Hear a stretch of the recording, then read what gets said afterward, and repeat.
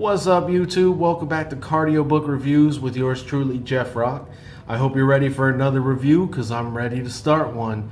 This video is going to be reviewing Amber Morant's Kalla.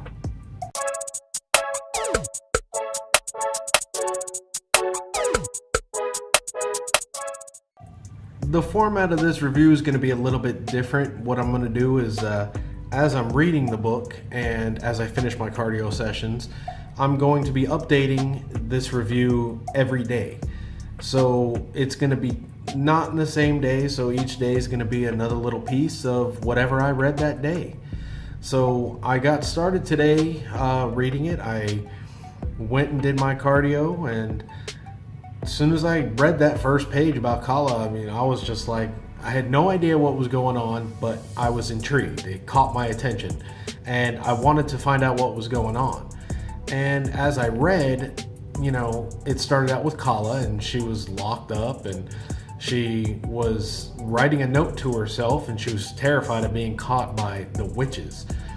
And it just caught my attention because who are the witches? What are the witches? Why is she locked up? What is going on? And it wasn't a confusion where I said, I'm confused, I don't know what's going on. No, it was a confusion of, I need to know what's going on. I need to keep reading because I need to find out why this girl is locked up. What is going on? I had to find out. So as I said, the story opens up with Kalla in her little prison cell, and the three witches come in and begin tormenting her and injuring her. And she has no way of fighting it, so she just takes it, and then as she gets injured, they bring her to this guy named Thales Mercer, and still unsure about what's going on, but she's terrified of this Thales Mercer, just terrified of him. And this is when some strange things start happening.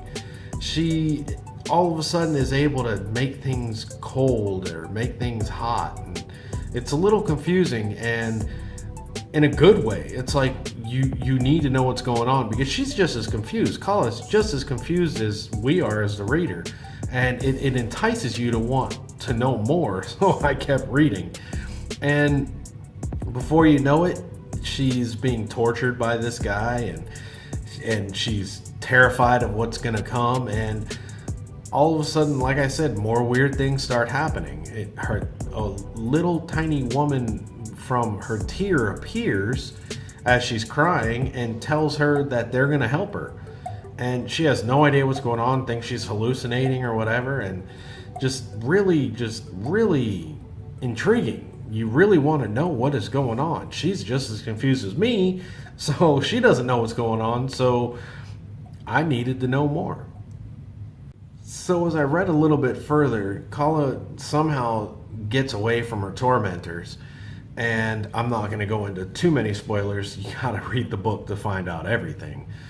But as she gets away from her tormentors, she ends up discovering that she's in a huge mansion with a massive staff and butlers and chefs and all kinds of stuff. And she gets free, and she seeks help from people that she's running into who are working in the house because she doesn't know how to escape at this point. And then she runs into Polly and Derek. Now this is where we start getting some answers.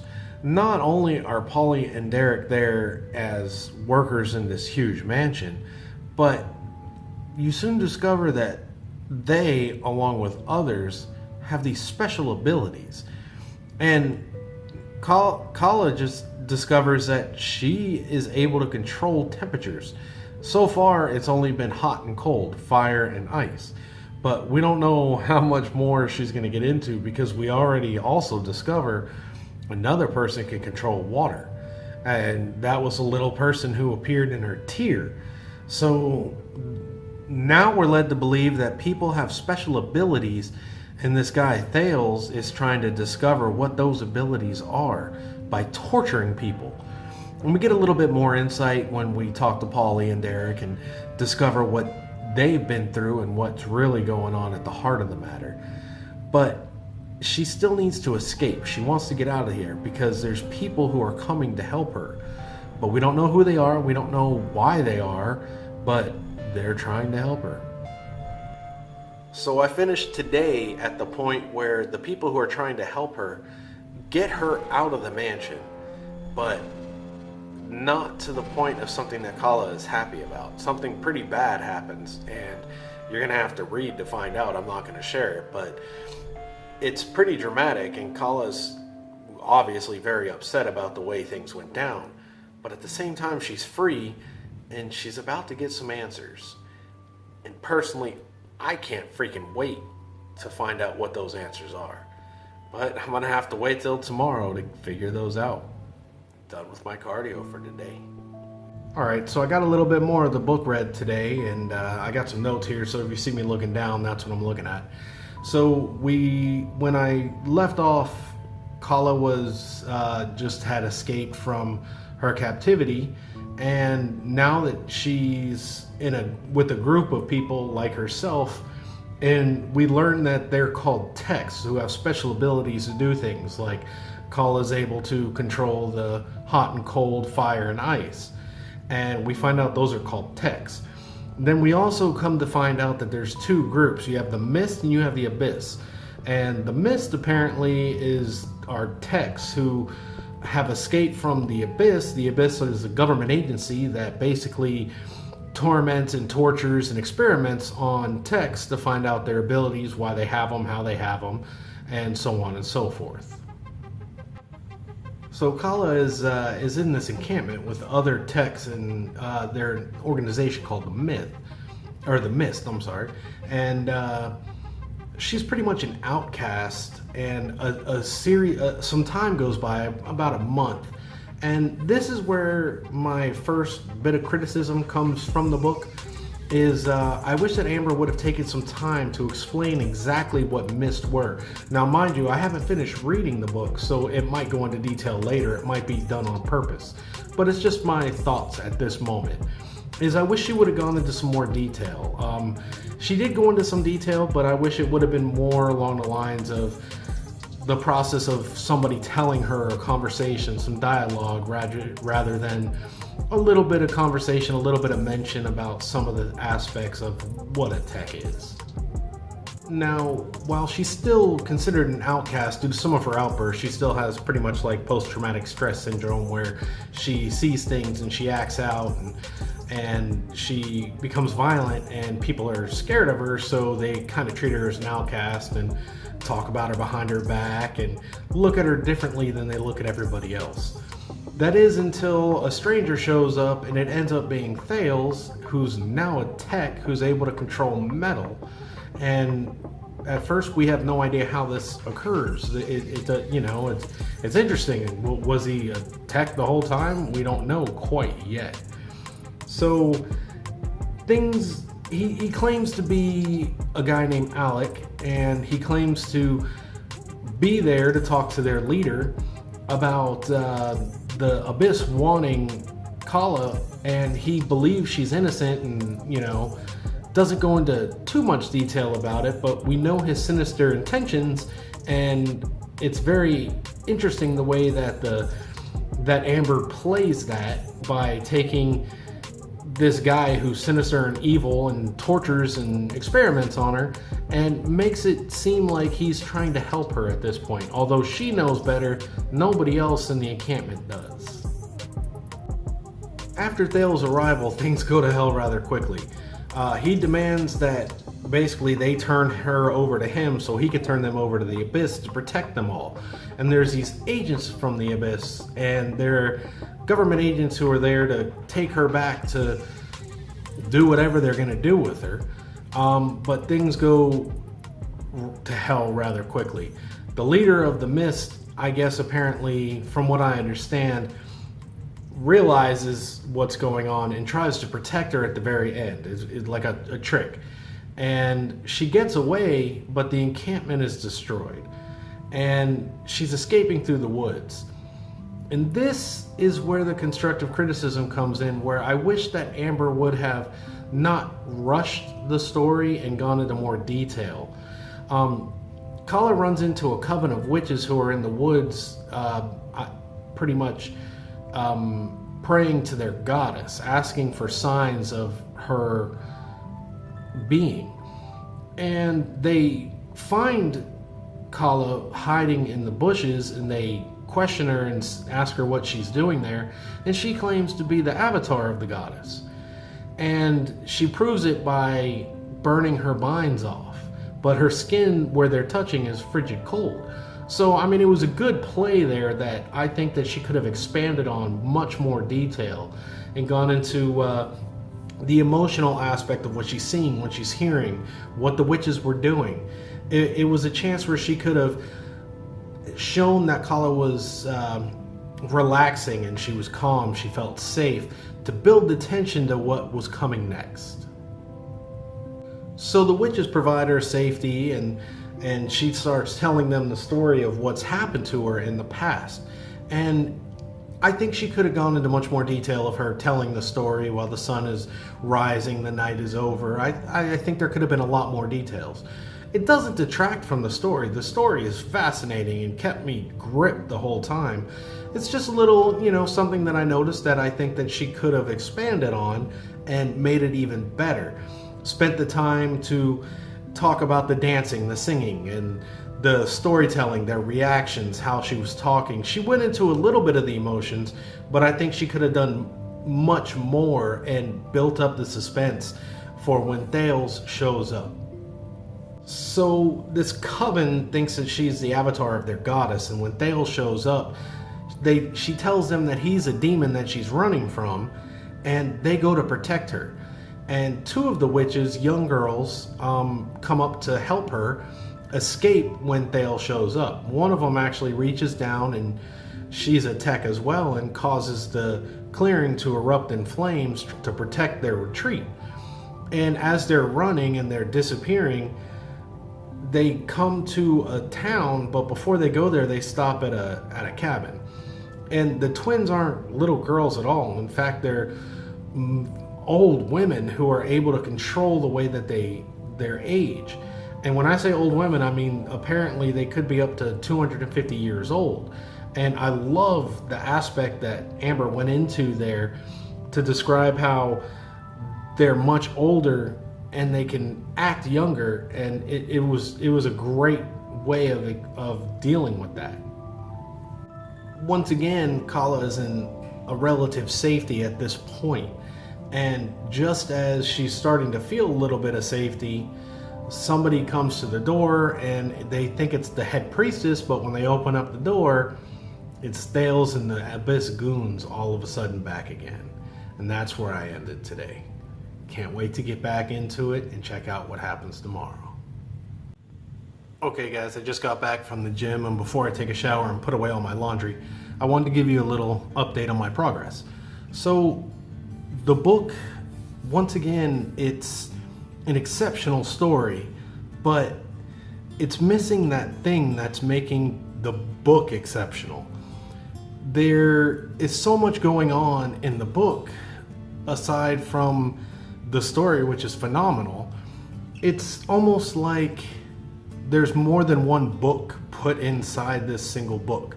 And I think that it could have been an exceptional book if instead of one book, it was several. So we pick up where, everybody is together inside this cabin, and they have this attack from Thales, and one of the witches survives and has a gun and is trying to shoot him, but he disappears. He escapes. And then, two people, you have Doc and you have Jacqueline, who come back, and they help her get ready to go into the city to seek help. And when they go into the city, some crazy stuff happens. That was Doc and Justine, not Jacqueline. So they go to the city and they are confronted again by Thale, and it ends up being that Doc and Jacqueline are not who they seem, but other techs hired by the Abyss and to try to capture her. And it's just, it's a crazy series of events that had me drawn in, but again, it felt rushed, and I think it could have been so much better if there was more detail and it was more explained about what was going on, and it had me drawn in and kept me going. I wanted to see what was going on, but it's just missing that thing to make it an exceptional story, an exceptional book. The story is incredible, the story is exceptional, but it's just missing that little piece that would make the whole thing collectively so much better. It would have, in my opinion, it would have been so much better if it was more than one book, if it was spread out over a series and more detail went into each little section, and each section, instead of being a small part of one book, to be a large part of multiple books. One thing that I really liked that kind of caught me a little off guard was a little short, like a flashback or a memory, and it was her first Christmas, a Christmas that she experienced. She didn't know what it was, and this little boy came up to her and gave her a gift, and it meant so much to her, and it was a flashback to a past memory, and it was heartwarming, and I thought it was a great play. Once I figured out it was a flashback or a memory, it was a great little piece to the puzzle that you were missing before, and once that piece was added to the whole story, I just thought it was a great way to place that in. I love that little part. So we also find out in this part of the book where the Abyss was put in place by a government agency put in place by the new Queen of England, and they are sanctioned to practice and study and experiment on these texts. And you find out a little bit of history about where the Myst came from, and it's what I've been waiting for. I've been trying to figure out, what was going on, and Amber gave it to us at this point, and I'm so glad that she gave us that little piece. I hope she expands on it more, but I'm so glad that that piece of the puzzle came in. But once again, she was captured by Thale, and some shit happens, and I was caught off guard by how she ended up handling it and what ended up happening. I'm not going to get into too many spoiler details, but she gets away. And the next part of the book, I feel, once again, I think it would have been exceptional if it would have gone into more detail about her survival. Instead of saying, weeks had gone by and she was surviving in the winter looking for the northern lights because it gives some sort of healing power for Tex. And she was living in a cave, and people would come and she would freeze them and take their food, and she was barely hanging on to survival. I think this would have just been great to expand on and spend more time, instead of telling us what she had done, actually showing us. Have somebody show up to the cave, freeze them, take their food, take their supplies, show the struggle that she's going through, and actually go into way more detail. I think that would have just made a huge difference in the grand scheme of the entire book. Now, I finished up my cardio session when we got into the part where they're going into a new city, and this new city was sanctioned to be given to Tex in order to live, but apparently the Abyss are there too. And I feel, once again, that it could have helped and assisted the story if there was a lot more detail. If it didn't, it felt rushed. If it didn't feel rushed and there was more detail and more story and more just meat to the actual story, I think it would have just made all the difference in the world instead of rushing through. It just felt rushed. But I'm really interested to see what happens, because you have all these techs in the same city, and some of them want to turn her into the Abyss, and some of them are trying to protect her. And there's new characters introduced, but they're introduced in a way that it seems like we should already know them, but we don't. And I think there could have been a little bit more of an introduction to some of the characters, and instead of just diving in, a little more meat. And I think it would have just made a good story into something incredible. But I can't wait to get back to it tomorrow, because I have a feeling things are about to get crazy and get amazing, and I can't wait to get into it tomorrow. Last night I finished up the book on my while I was at the gym doing my cardio, And the ending of the book was quite the wild ride. So we picked up where they were in the city, and Kalla was there, and she ran into some old friends, one of them being a tech named Jay. Now Jay has the ability to manipulate metal. That's his tech. And Thales and the Abyss end up taking his wife, and they're threatening to torture her, to experiment on her. And Jay uses his tech in his rage and pulls at something ridiculously heavy and large, and something bigger than he's ever pulled on before using his tech. And while he's doing that, he uses so much energy and so much of his tech that he passes out. Now we soon come to find out that what he ended up pulling on is a meteor, and he's pulled that meteor to come down in a direct path to Earth. And the entire ending of the book is Kalla doing what she needs to do to have that stop. Because soon after he pulls that, Jay also is captured by the Abyss. Once again on the run, Kalla is escaping away and trying to figure out a way that she can help to save Jay and use him to stop the meteor from hitting Earth. And while she's on her journey to figure out what to do, she runs into a group of techs who are highly trained, and she discovers that they are the original Myst, apparently a military company who originally was created and enlisted in the military to fight a war, and they went rogue, and now they're free, trying to figure out how to protect themselves and to protect others like them, so that the Abyss will stop their continual ill treatment of techs.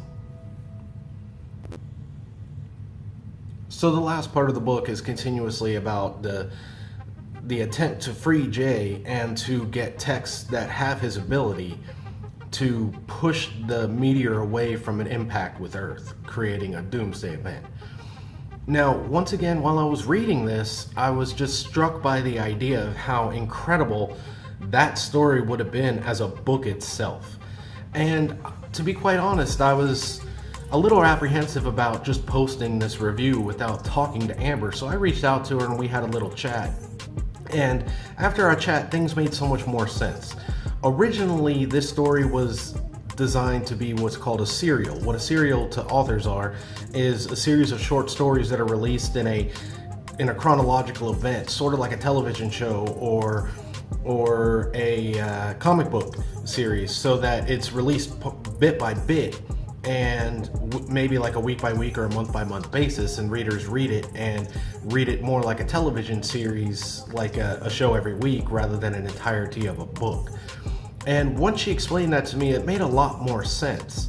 And I talked to her a little bit more about how I felt this could be an entire series of books, where each event that she takes in the book could be expanded upon and detailed, and so much more richness that could be included in an entire book based on the certain events, just like the ending with the journey of Kalla trying to rescue Jay, and at the same time trying to find and discover other techs who can help Jay, who's the most powerful, push this meteor away from Earth. And after talking to her, she actually revealed to me that she actually has the intention of doing that. And when she does that, I think this series could be absolutely spectacular. I think it has so much room, and it could make such an incredible book and series and story, and the character development and details that we're missing from this book could be expanded upon and just be absolutely exceptional.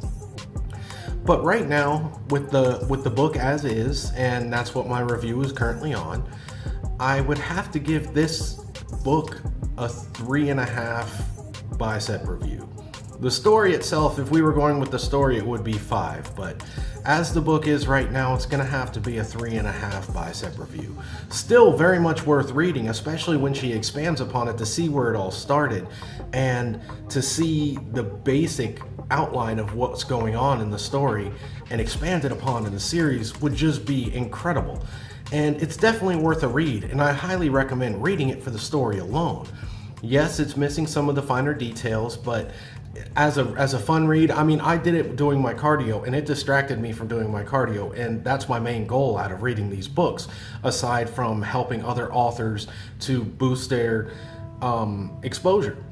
So all in all, it was a great, incredible story, and it was a decent book, and I really am looking forward to when Amber expands on the book itself and creates it into a series. With that being said, I'm going to go ahead and close out the video here. If you would like to purchase the book or want to take a look at some of Amber's other work, check out the description below where I've included her social media, her purchase links, her Amazon author page, and everything else that you can do to find her and follow her and keep up with what she's doing. Like I said, I highly recommend reading this book, especially when she expands on it to see where it all started. It's definitely worth a read. I enjoyed it, and I'm very much looking forward to when she expands it out, and I think she's going to do an incredible job with the series as a whole. Like I said, it's just an incredible story. If you liked the video, make sure you give it a thumbs up. Let me know what you think in the comments. Let me know if you read it, what you think of her book. I'd love to hear back from you. I'd love to hear what you think. And make sure you subscribe for any other further videos so you don't ever miss one. I'm getting ready to go to the gym here in just a few minutes, and I'm going to be starting the next book, and I can't wait to dive into that. I'm very excited about this entire channel. I'm very excited about reading these books, and I'm very happy to be sharing my experience with you of the books that I read. So I just want to let you know for now that those of you on a journey like I am myself to better yourself, you are worth the blood, sweat, and tears it's going to take to start your new healthy lifestyle. And in the meantime, until my next video, just wanted to say peace out, everybody.